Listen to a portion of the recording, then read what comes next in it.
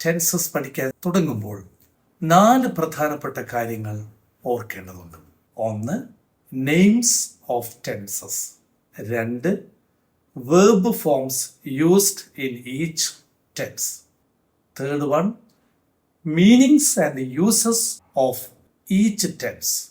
And the 4th, very important one, the adverbs or timing words used in each tense. Hi friends, with a smiling face, you are all welcome to English New Tracks new class video.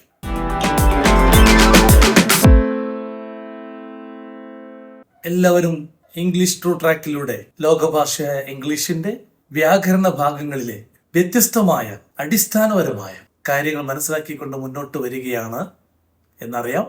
അതിനോടൊപ്പം കൂട്ടിച്ചേർക്കപ്പെടേണ്ടുന്ന വ്യാകരണ ഭാഗങ്ങളാണ് ഇന്നത്തെ ക്ലാസ്സിലൂടെ നിങ്ങൾക്ക് ലഭിക്കുന്നത്. English വ്യാകരണത്തിലെ ഏറ്റവും പ്രധാനപ്പെട്ട ഭാഗം ഏതാണെന്ന് ചോദിച്ചാൽ ചിലപ്പോൾ മിക്കവർക്കും സംശയമില്ലാതെ പറയാൻ പറ്റും, ടെൻസസ് ആണ്. എല്ലാ പരീക്ഷകളിലും ടെൻസസിന്റെ സാന്നിധ്യം വളരെ വ്യക്തമാണ്. LP, UP, high school, higher secondary, degree, post graduation ലെവലുള്ള എല്ലാ പരീക്ഷകളിലും ഇംഗ്ലീഷ് വ്യാകരണവുമായി ബന്ധപ്പെട്ടുകൊണ്ട് ടെൻസുകളുടെ സാന്നിധ്യം കാണാൻ പറ്റും. അതോടൊപ്പം തന്നെ സ്കോളർഷിപ്പ് പരീക്ഷകൾ, PSC പരീക്ഷകൾ, competitive exam, department test, entrance ടെസ്റ്റുകളിൽ ഉൾപ്പെടെ. എൻട്രൻസ് ടെസ്റ്റ് ഞാൻ ഉദ്ദേശിക്കുന്നത് ചില കോഴ്സുകൾക്ക് അഡ്മിഷൻ ലഭിക്കുന്നതിന് വേണ്ടിയുള്ള ഇംഗ്ലീഷ്, ജനറൽ ഇംഗ്ലീഷിനെ ബേസ് ചെയ്തുകൊണ്ടുള്ള എൻട്രൻസ് ടെസ്റ്റുകളിൽ പോലും, പ്രവേശന പരീക്ഷകളിൽ പോലും ടെൻസസ് കടന്നു വരുന്നതാണ്. അതുകൊണ്ട് ഏറ്റവും പ്രധാനപ്പെട്ട വ്യാകരണ ഭാഗം ഏതാണെന്ന് ചോദിച്ചാൽ ടെൻസസ് ആണ് എന്ന് പറയുന്ന കാര്യത്തിൽ വ്യത്യസ്ത അഭിപ്രായം ഉണ്ടാവാൻ സാധ്യതയില്ല. ഏതായാലും ദീർഘിപ്പിക്കുന്നില്ല, ടെൻസസ് എന്ന പ്രധാനപ്പെട്ട ഭാഗത്തേക്ക് നേരിട്ട് കടന്നു പോവുകയാണ്. പലപ്പോഴും ടെൻസസ് പഠിക്കുമ്പോൾ ഒരു സംശയം ഉണ്ടാവും, എന്താണ് ടെൻസസ്? ഒറ്റ വാചകത്തിൽ നിർവചിക്കാൻ സാധിക്കുന്ന ഒന്നാണോ tenses? Is it possible to define tenses in a single sentence എന്ന് സ്വാഭാവികമായിട്ട് മിക്കവർക്കും സംശയം ഉണ്ടാവാറുണ്ട്. സംശയിക്കേണ്ട, നിർവചിക്കാൻ കഴിയും. ആ നിർവചനത്തിൽ തന്നെ ടെൻസസ് എന്താണെന്ന് ഉണ്ട്. അതായത് ആശയവിനിമയത്തിൽ വർത്തമാന, ഭൂത, ഭാവി കാലത്തെ അടിസ്ഥാനപ്പെടുത്തി ഗ്രാമർ അഥവാ ബേസിക് വേർഡ്സിനെ, അടിസ്ഥാന വാക്കുകളെ ക്രമീകരിച്ച് നൽകുന്ന ഒരു വ്യാകരണ ഭാഗമാണ് tenses. Tenses are the functional words arranged according to the time, like present, past and future in English communication. അപ്പോൾ നിങ്ങൾക്ക് അതിൽ നിന്ന് മനസ്സിലാവും, functional words or basic words or grammar words are arranged systematically. ആ അടിസ്ഥാനത്തിൽ ടെൻസസ് പഠിക്കാൻ തുടങ്ങുമ്പോൾ 4 പ്രധാനപ്പെട്ട കാര്യങ്ങൾ ഓർക്കേണ്ടതുണ്ട്. 1. Names of tenses. 2. Verb forms used in each tense. 3rd one, meanings and uses of each tense. And the 4th, very important one, the adverbs or timing words used in each tense. ഈ 4 ഭാഗങ്ങൾ മിക്ക വ്യാകരണ പുസ്തകങ്ങളിലും ബോക്സുകളിലും columns ആയി ക്രമീകരിച്ച് കൊടുത്തിട്ട് കാണാം. നമ്മുടെ mind മാപ്പിൽ വളരെ കൃത്യമായി ഈ കാര്യങ്ങൾ സിസ്റ്റമാറ്റിക്കലി അറേഞ്ച് ചെയ്യാൻ സാധിക്കുന്നതാണ്. ഇംഗ്ലീഷ് ട്രൂ ട്രാക്കിൻ്റെ ഈ ക്ലാസ് വീഡിയോയിലൂടെ നിങ്ങളത് സുനിശ്ചിതമാക്കാൻ പോവുകയാണ്. ചിലപ്പോൾ ചിലവർ ആഗ്രഹിക്കും, ചോദിക്കും, സർ ഇതിന് വല്ല കോഡുമുണ്ടോ, വല്ല ടെക്നിക്കുമുണ്ടോ? അവരെ നിരാശപ്പെടുത്തുന്നില്ല. അതിൻ്റെ കോഡ് അഥവാ ടെക്നിക് എന്ന് പറയുന്നത് MTVN, 4 അക്ഷരങ്ങൾ ഓർത്തുകൊണ്ട് ക്രമീകരിക്കലാണ്. ഈ 4 അക്ഷരങ്ങളുടെ പ്രത്യേകതയുണ്ട്.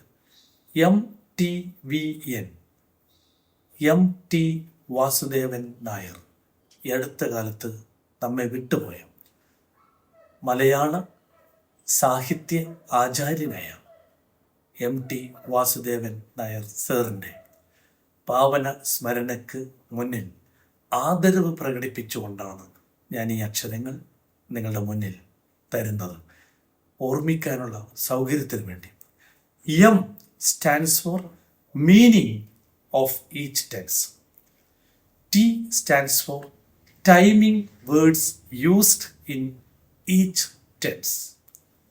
V stands for verb form used in each tense, and N stands for names of each tense.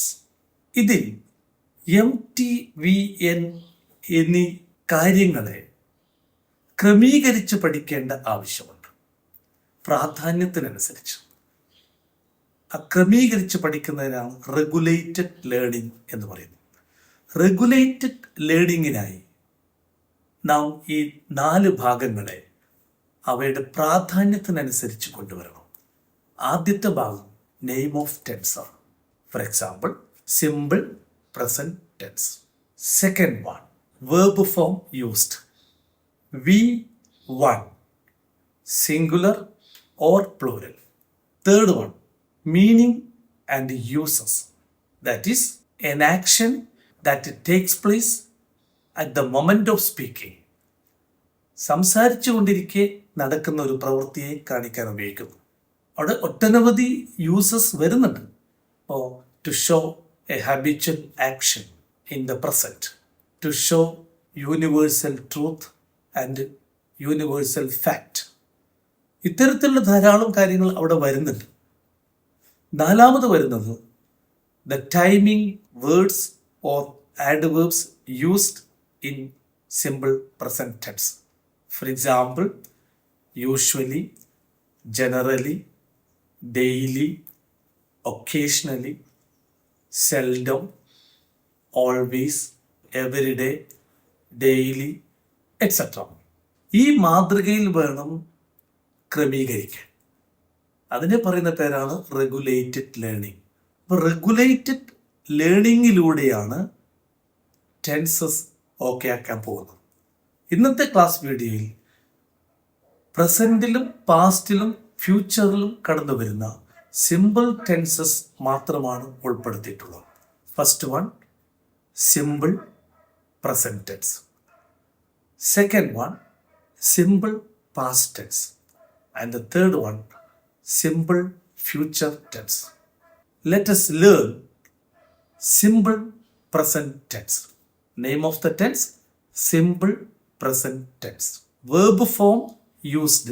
ഈ ടെൻസിൽ ഉപയോഗിക്കുന്ന ക്രിയാരൂപം V1 singular or plural. V1 എന്ന് പറഞ്ഞാൽ V സ്റ്റാൻഡ്സ് ഫോർ verb, ക്രിയാരൂപം. V1 means the first form of a verb. സാധാരണ ക്രിയകൾക്ക് രൂപങ്ങളുണ്ട്.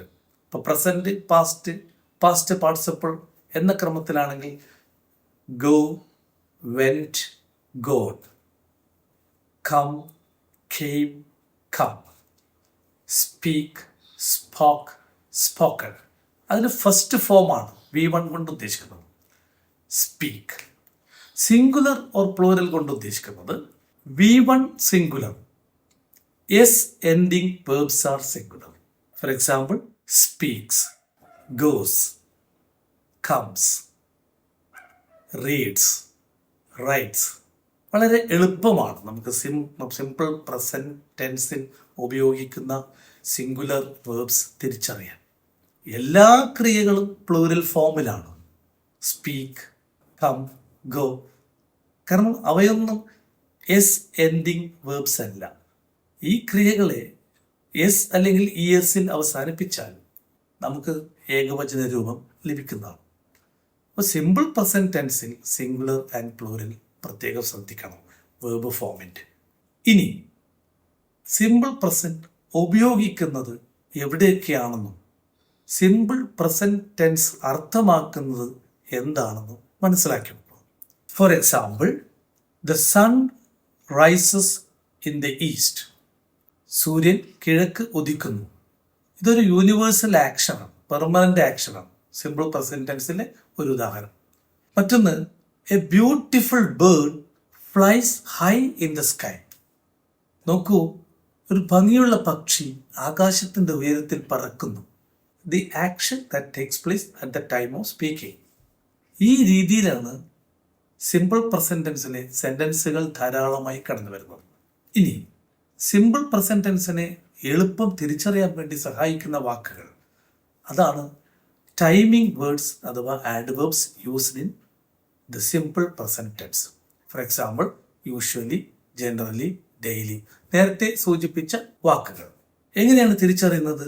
ഒരു example പറയാം. I usually speak Malayalam because I am a Malayali.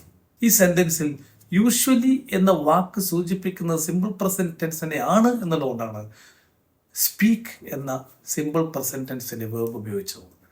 I usually speak. Singular ആണെങ്കിലും ഹി യൂഷ്വലി സ്പീക്സ്. മറ്റൊരു example, the earth is round. അത് ഒരു universal ഫാക്റ്റാണ്. അവിടെ പ്രത്യേകിച്ച് ആഡ്വേർബിന്റെ ആവശ്യമില്ല.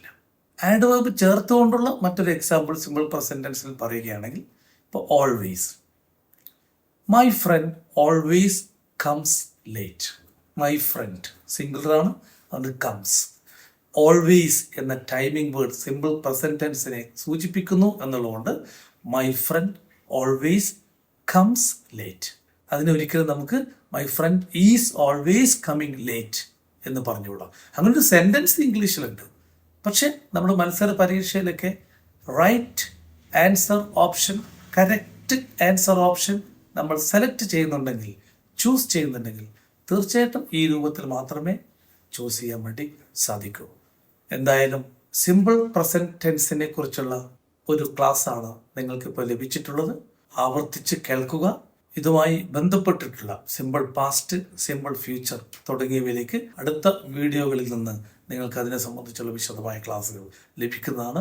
എല്ലാവരും ഇംഗ്ലീഷ് ട്രൂ ട്രാക്കിൻ്റെ ക്ലാസ്സുകൾ, തുടർ ക്ലാസ്സുകൾ ലഭിക്കുന്നതിന് വേണ്ടി ഫോളോ ചെയ്യുക. എല്ലാവർക്കും നല്ലൊരു പഠന സമയം ആശംസിച്ചുകൊണ്ട് നിർത്തുന്നു. നന്ദി. ബൈ.